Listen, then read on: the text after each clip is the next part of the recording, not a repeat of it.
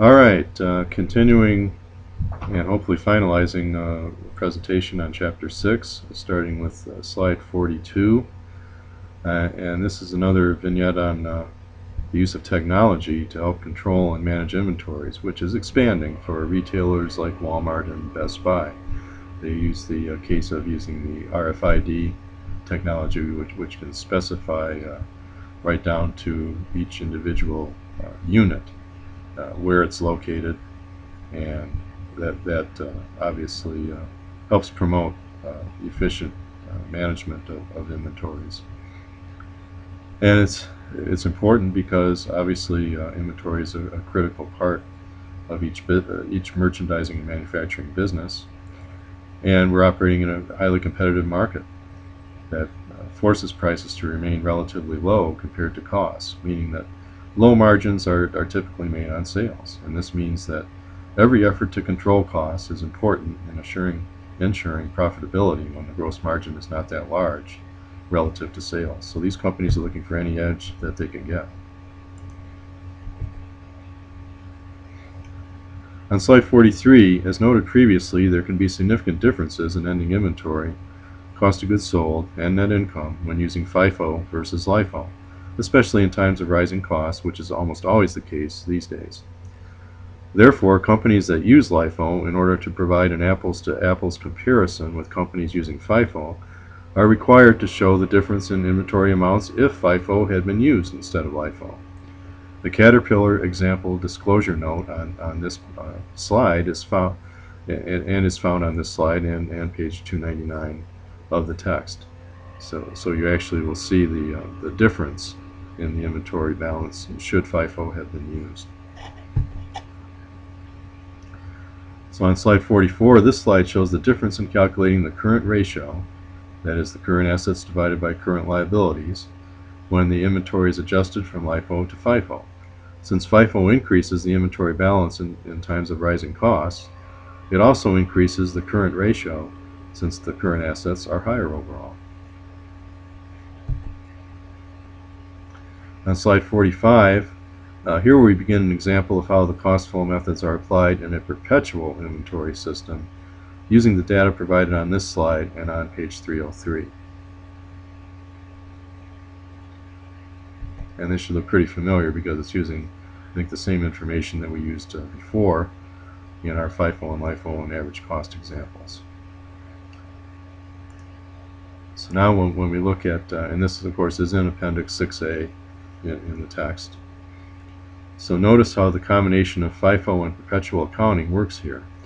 That is, the sale on 910 is accounted for by the oldest layers of purchases until the quantity sold is reached, all from the earliest layers purchased before the sale date. So that's kind of the distinction here when we look at perpetual versus the periodic system.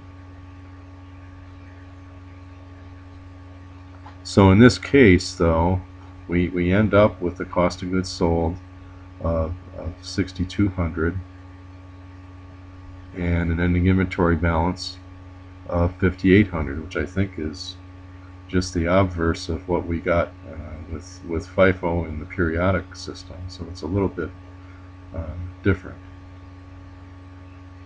if I remember correctly. Excuse me. So again, what we've got for the ending inventory are the most recent layer that was left over after the sale, and then the most recent layer period that occurred after the sale, and that's what comprises our ending inventory. And the cost of goods sold, as you can see there, were the oldest layers, starting with the very oldest and working your way up until you got the last ones available from purchases before the sale date.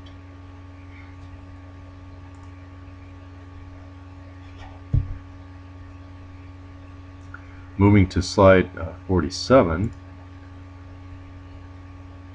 and here we've got the LIFO method with the perpetual inventory system.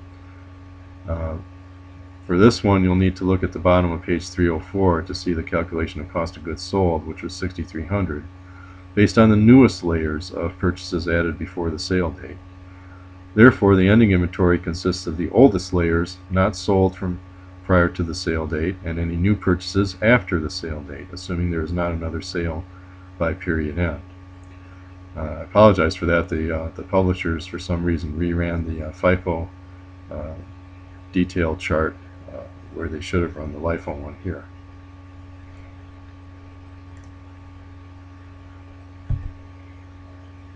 And now on the average cost, we see the same two charts here, and using the average cost method, note how the average cost per unit is recomputed each time a purchase is made. So at the time of the sale, cost of goods sold is computed based on the weighted average cost per unit in effect at that time. Thus, there are no layers to peel off as there are with FIFO and LIFO. So you can see in the slide that the cost of goods sold was simply the amount of sales of units times the average inventory cost in effect at that time. The ending inventory is the same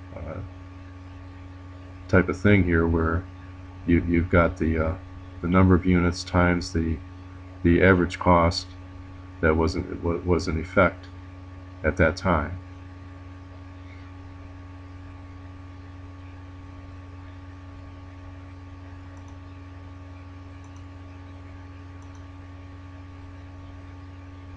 I'm trying to blow this up so I can read it a little bit better myself. But I think what I'll do is just go to the book.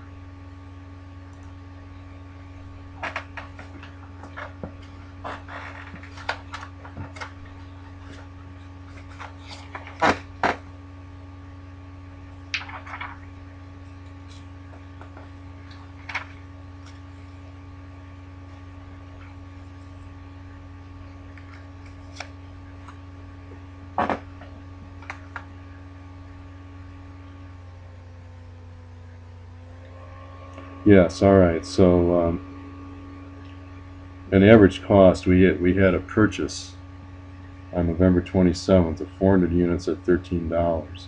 That swung the average cost from $11.33 to $12.08.16, and that's what we use to compute the ending inventory balance.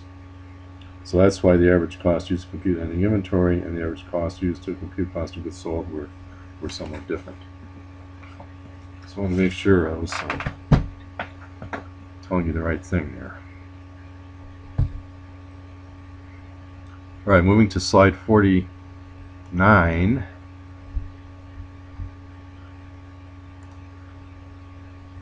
This is talking about inventory errors. And these are honest errors, not the errors that would be caused by potentially fraudulent actions. But these can affect the accuracy and completeness of the inventory balance. And it's important to note that inventory errors affect both the income statement due to their effect on cost of goods sold and the balance sheet. So you should understand, using the equation beginning inventory plus purchases minus cost of goods sold equals ending inventory, or beginning inventory plus purchases minus ending inventory equals cost of goods sold, well, each of the above scenarios and outcomes is so. For instance, errors in beginning inventory move in the same direction as cost of goods sold. Errors in ending inventory move in the opposite direction as cost of goods sold. That's because of where each item falls in the equation or the formula. For net income, the reverse is true. Errors in beginning inventory move in the opposite direction from net income, and errors in ending inventory move in the same direction as net income. Again, if you plug some example figures into the formula or the equation, you should be able to observe this for yourself.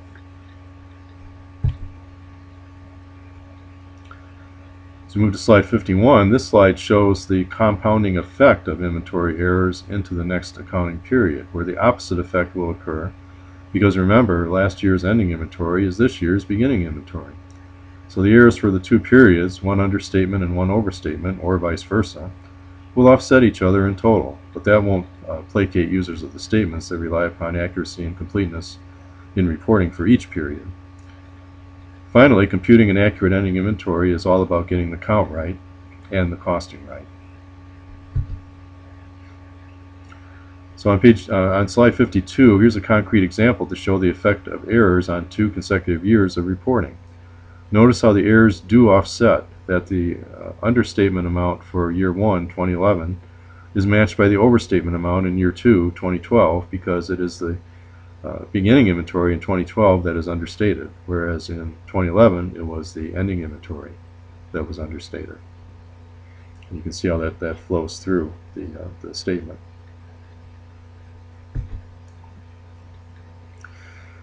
Alright, in slide 53, for some reason we've got 2 versions of the same review question, but understating ending inventory will overstate cost of goods sold. And remember that based on the formula to compute cost of goods sold or ending inventory, errors in ending inventory will move in the opposite direction from errors in COGS. It's beginning inventory errors that will move in the same direction as COGS. On slide 54, if ending inventory is overstated, since it is an asset account, assets are overstated. Remember, when ending inventory is an error, the error in COGS moves in the opposite direction. So when ending inventory is overstated, COGS is understated, and therefore net income is overstated, meaning that stockholders' equity is also overstated. So those are important things to remember. And of course, the same relationships hold true when the situation is reversed and ending inventory is understated, as shown on the slide.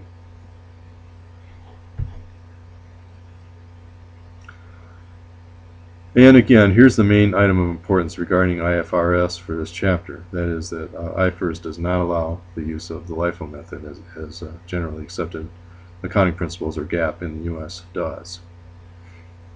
And with that, we'll conclude the presentation for this part of the chapter.